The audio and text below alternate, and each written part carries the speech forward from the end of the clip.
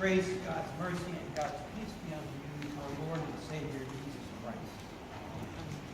The text is the Christmas story, Christmas gospel, which pretty much of you all know about what that's about. In the name of Christ. So what I want you to do is follow along that story with me and take note of the things that are involved in that story. For the original people, and really also for us.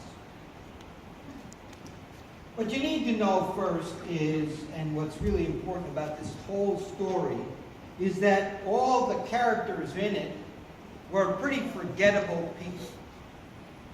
They were not particular people of any renown. They would probably not have been remembered very long. And if you need data for that, we can establish that.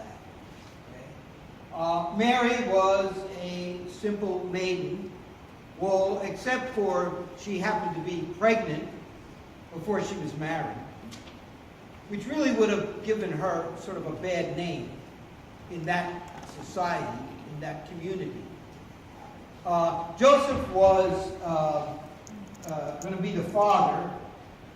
He was the same, probably a local community guy, probably did some work. But neither one of them really were anyone that we really would have paid attention to or remembered much beyond their living and their dying like we do now with many people.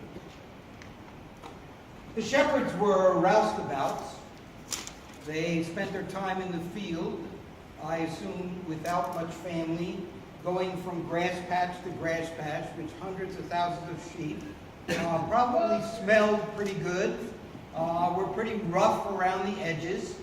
They just didn't have a really kind of comfortable existence.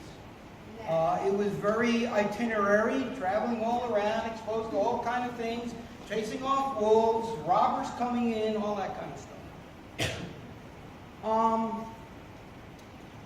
You can pull in even the place, the manger, which was just a simple stable, simple plain thing as we understand it. Some people now say it might have been a cave, but it wouldn't have been the Marriott for sure. The wise men, of course, seemed to come with some intelligence and some worth. But then, they were foreigners. So if they were viewed in that society like we view many foreigners in our own world, it would have been taken a while to get to know them. We might not have been so welcoming of them or accepting of them because of their different cultural habits and things like this. The innkeeper even gets some renown for lending out his stable. The truth of the matter is, these are not very important people. They're quickly forgotten, except for one thing. Their lives came smack dab together with the life of the baby Jesus. And that pulling together made all the difference in the world. For 2,000 years, more than that, we have celebrated them because they are Theotokos.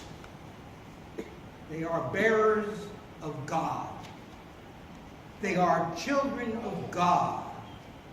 They find meaning and value in purpose because of their relationship with God, who entered into their life.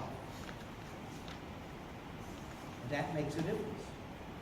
And we honor that, and we celebrate that by doing Journey Through Bethlehem, bringing people in to experience that village, to understand the way that God's life touched the people in this village, and what it meant for their living in terms of their honoring and serving God, being vehicles of God as a part of God's kingdom.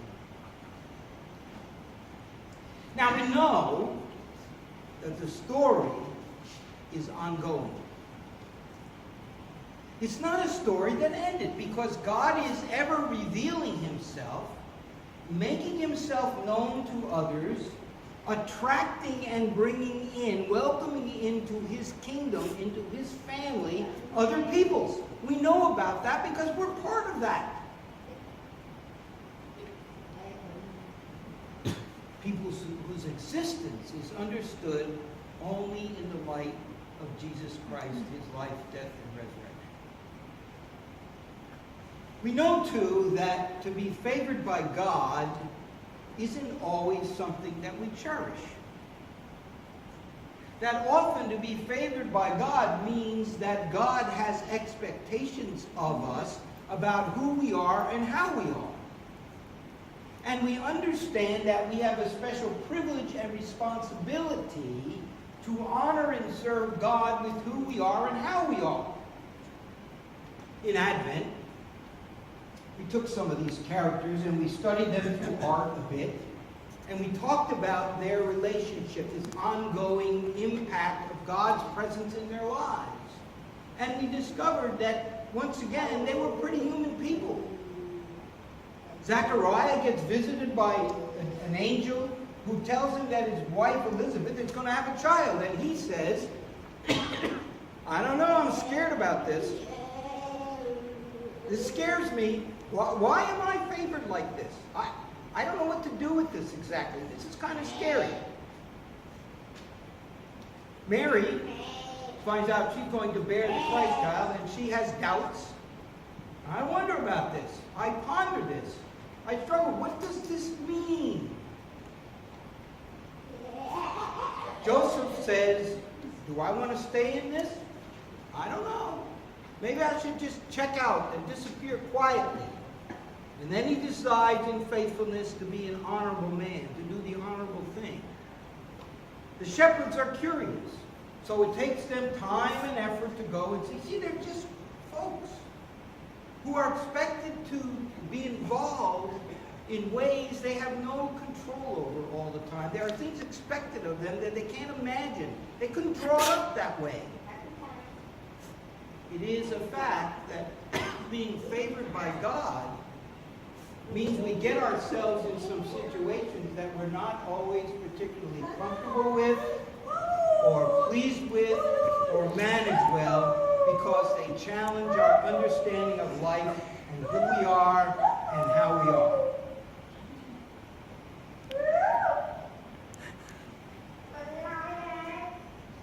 The final thing has to do with privilege and responsibility. What does it mean when God enters our life and calls us to the high privilege of honoring and serving Him? It's something that we make a response to because God has touched our lives and we feel blessed by it and gifted by it, just like we do with the kids. This day is a gift. Take it, bless it, break it, share it with all I meet today. It means that when God enters our life, we not only have a privilege of serving and honoring and worshiping Him, but we have the responsibility. Along with being a child of God, it means we are called to be responsible. Now, we have not talked about one other major character in this story. And that's Herod. Herod did not accept Jesus that we know of in the story. He was threatened by this Jesus' sense of power, how he believed relationship worked, what he did for folks, and he wanted to do what? He wanted to kill him. So he also gets famous in this story because he's the opposition. Trust me, I heard it all night when Bob stood over there, and these people came, and he was saying, tell me about this Jesus.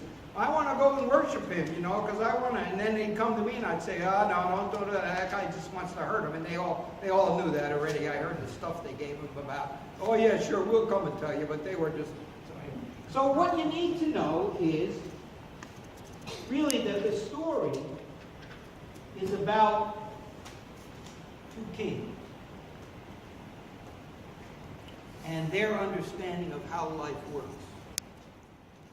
Now, this king you know very well. He controls by power. He uses people to his own advantage. If he can divide people from one another, it helps the strength of his kingdom. He builds his kingdom on the backs of others. He likes division of classes among people because it works to his advantage. He practices injustice because he can get away with it. He can do whatever he wants. This king wears a crown of thorns. He was born in a manger in Bethlehem. He spent his life giving of his life so that others could be his children, be a part of his team. He loves the song, Jesus loves the little children, red and yellow, black and white. They are precious in his sight. He is a king who comes to serve and who calls those who believe in him and follow him to have the special privilege of what it means to be a beatitude person, seeking mercy, being meek, looking for righteousness, sharing with others. Now, it's important that we say this to the people who come into this journey through Bethlehem. And it's important that we say it to each other. Because when we go out that door over there, after this service, the privilege and responsibility that we have, because Jesus' old story and his love has ended in our life, is that we have to take that story with us. And so I ask you to join me. When you go out there, remember that. And do everything you can to say no to this kind of kingdom. And believe me, you're going to run face into it as soon as you step out the door. This kind of understanding of power, this kind of understanding of justice, this kind of understanding of control. But you in here also understand this kind of kingdom, which has service at the center of it, which has love of it at the center of it, which has freedom and light at the center of it. And we're called to do everything we can to not support this kind of power and speak against it and stand up for this kind of power. So that's how this story is ongoing. And that's what we need to say to these people when they come here. When you go out the door, the story isn't over. It continues. And that's the story that continues because we are also beaticus. Beaticus. We are bearers of God. We are people who are vested in following God and living a lifestyle that honors him. So that means we learn to care for the poor. We feed the hungry. We clothe the naked. We house the homeless. We do those kind of things that make a statement about this king and his power and love at work in our lives. And no to this kind of power and king and the way he's present in our life and contends for our time and our service. That's what it's about.